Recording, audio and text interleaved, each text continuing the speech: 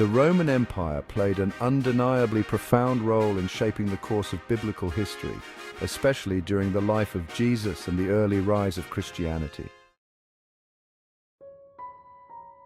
By the time Jesus was born, Judea was under the control of Rome, setting the stage for many of the significant events recorded in the New Testament.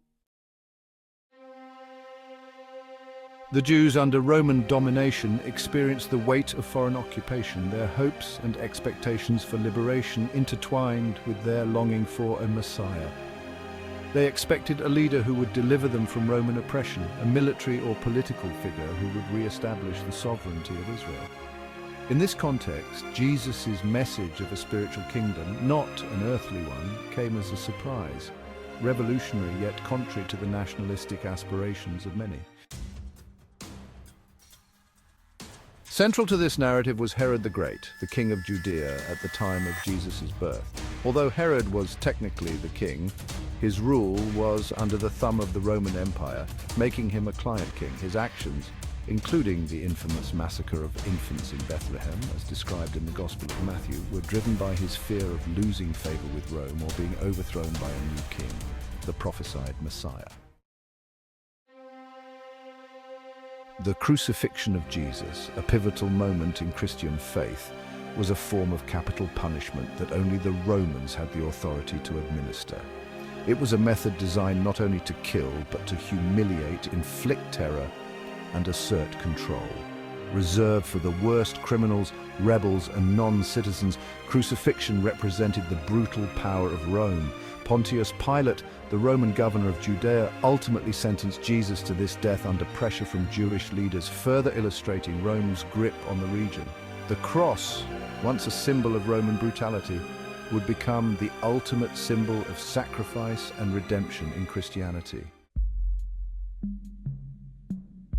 Yet the paradox of the Roman Empire is seen in how its extensive reach also facilitated the rapid spread of the very faith it had sought to suppress. The Pax Romana, or Roman peace, provided relative stability across the empire from 27 BCE to 180 CE. With this peace came a highly developed infrastructure, including a network of roads and shipping routes that connected distant regions. Missionaries like Paul were able to travel relatively safely throughout the Roman world, preaching the gospel and establishing early Christian communities. The common language of Koine Greek also played a vital role in ensuring that the message of Christianity could be understood by people across diverse lands, bridging cultural and linguistic divides.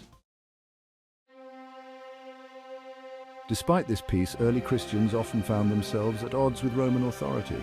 Refusing to worship the emperor or participate in Roman religious practices, they were viewed with suspicion, leading to persecution.